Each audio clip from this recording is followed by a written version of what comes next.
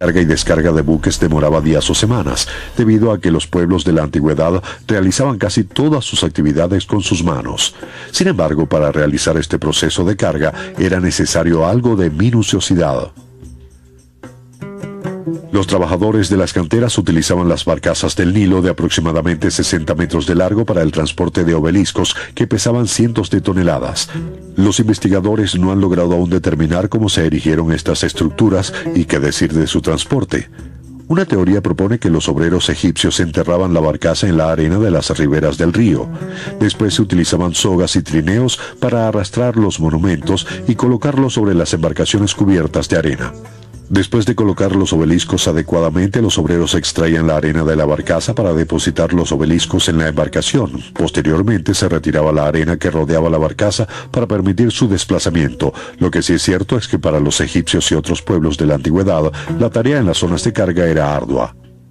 Básicamente, la carga y descarga de embarcaciones consistía en el levantamiento y transporte de una gran variedad de mercancías que se transportaban de un lado a otro y se almacenaban cuidadosamente.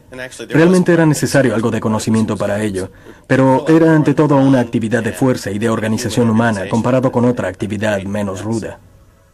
Si bien la carga y descarga de las embarcaciones primitivas no es algo resaltante, no puede decirse lo mismo de sus instalaciones. Los puertos romanos eran considerados las puertas del imperio y los ingenieros se tomaron muy en serio su construcción.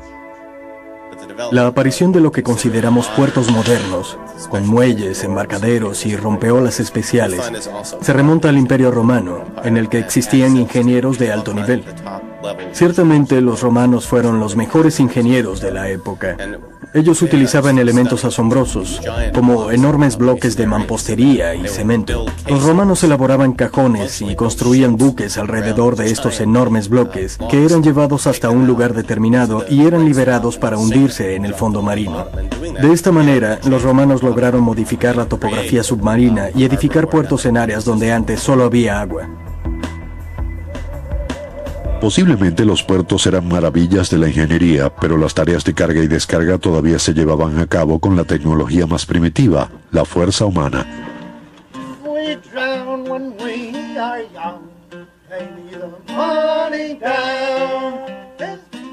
En la época de los buques de vela, esa fuerza provenía de obreros locales denominados estibadores, quienes cargaban y descargaban mercancías en los muelles. En otros lugares, la tarea de los estibadores recaía en aquellos hombres que sencillamente vivían en las costas. En todas las épocas, las ciudades portuarias han sido reconocidas como lugares bulliciosos y peligrosos, repletos de personas de diferentes culturas, diferentes lenguas, de diferente origen socioeconómico, todos entremezclados. Cuando la tarea de cargar los buques manualmente se demoraba, los marineros disponían de un gran lapso de tiempo durante el cual desembarcaban, se alimentaban en las tabernas y visitaban a las prostitutas. Las ciudades portuarias también tenían su lado oscuro. Circulaban rumores sobre jóvenes que se desmayaban en las tabernas, de quienes luego se sabía que eran marineros embarcados por la fuerza. Muchos propietarios de embarcaciones se quejaban de la cantidad de mercancías robadas, no durante largas travesías, sino durante su traslado al almacén. Tanto en esa época como en la actualidad, resguardar la carga de la tripulación, de los estibadores y de todos aquellos que querían transportarla y obtener alguna ganancia es un aspecto importante del negocio. Los chinos utilizaban vasijas de cerámica en las que introducían vasijas de cerámica más pequeñas para protegerlas del clima y del robo. En el siglo XIX, los occidentales recurrieron a la fabricación de barriles y toneles con la misma finalidad, proteger la carga del clima y del robo. Pero estas medidas eran insuficientes. Puede que la labor de carga fuese una tarea de fuerza, pero había que saber hacerla. Para los comerciantes era mejor perder algo en manos de los estibadores que debido a la fuerza del mar. Si se carga una embarcación de manera incorrecta, es probable que ocurra un accidente. Puede ponerse en riesgo la estabilidad o el exceso de carga puede hacer que se hunda cuando el agua llegue a cubierta. Hay que tener en cuenta muchos factores al cargar un buque. En los puertos, los capitanes confiaban en el almacenaje de las mercancías a los experimentados pobladores, tarea que incluía disponerlas y atarlas adecuadamente. Pero durante las travesías, la carga de víveres frescos recaía en la tripulación. Afortunadamente, el buque en sí mismo era una maquinaria de zona de carga. Este buque fue construido en 1841. Es un barco ballenero.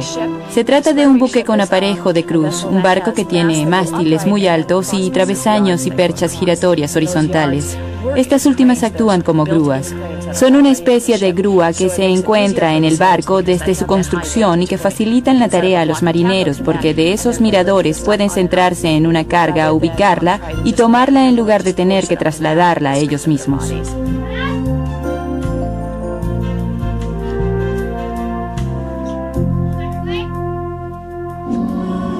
Los marineros usaban enormes redes de carga elaboradas con sogas para embarcar todo tipo de mercancías en los buques, pero un objeto en particular contenía la mayor parte de la carga, el modesto barril.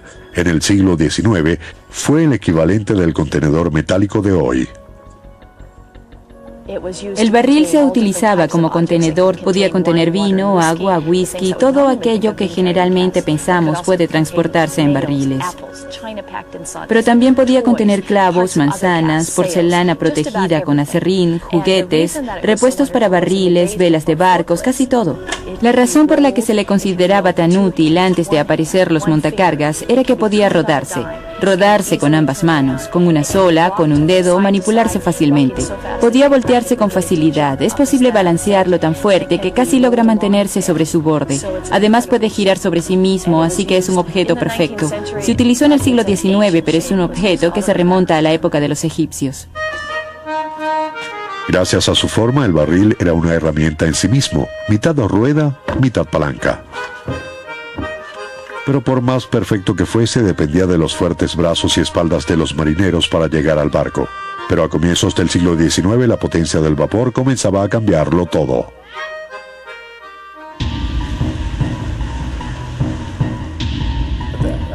La utilización del vapor en los mecanismos de carga cambió las cosas en gran medida. De un momento a otro ya no se necesitaban 7 hombres para alar una soga y mover una carga. Una caldera y un motor a vapor podían hacerlo más rápido y a menor costo. Pero el vapor era mucho más que un catalizador de la velocidad. Durante más de un siglo, los obreros debieron enfrentar el desafío de la mecanización y el derecho a organizarse. La confrontación desembocó en uno de los días más sangrientos en los almacenes. El 5 de julio de 1934, cerca de los muelles de San Francisco, la policía disparó contra huelguistas que lanzaban ladrillos. 2 hombres murieron y alrededor de 80 resultaron heridos durante lo que luego se denominaría como el Jueves Sangriento. Las protestas públicas ante tal brutalidad fortaleció la causa de los trabajadores. Ya en los años 50 los estibadores se habían impuesto y su sindicato se había convertido en uno de los más sólidos del país. Los trabajadores de los muelles se convirtieron en el emblema del movimiento obrero estadounidense. En los años 50 los estibadores trabajaban en grupos de 8 hombres a los cuales se les asignaba una bodega. Los estibadores que embalaban las mercancías tenían que trabajar en equipo para colocarlas en el barco de manera segura y eficaz a fin de que se mantuvieran estables durante la travesía. Además trabajaban cuidadosa y eficientemente en la descarga de las mercancías para que ni ellos ni la carga sufrieran daños. Todo este trabajo en equipo en las bodegas se realizaba en medio de un gran ambiente de camaradería, de ingenio y creatividad. Si bien trabajaban de manera muy coordinada, el equipo debía permanecer alerta. La labor en una bodega de carga podía ser muy peligrosa. Al descargar las mercancías, su estado dependía de las habilidades de las personas que las habían depositado en el buque en algún lugar del mundo. Debido a que las olas ocasionan que los barcos suban a una altura de 3, 5 o 8 metros, la embarcación se balancea enormemente y las mercancías pueden correrse si no están bien distribuidas y al intentar descargarlas puede ocurrir algún accidente.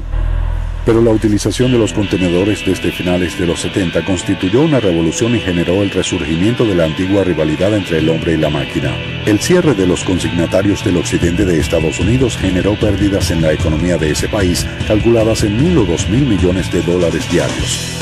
La causa del conflicto fue la antigua controversia de pérdida de empleos debido a la mecanización, pero el uso de contenedores ciertamente es ventajoso. Esto cambió muchas cosas, realmente aceleró la tarea. Anteriormente los buques permanecían días o semanas en los puertos y ahora permanecen solo unas horas. Los barcos pueden realizar una travesía de 2 semanas y cargar o descargar mercancías en tan solo 15 minutos, reduciéndose así los costos.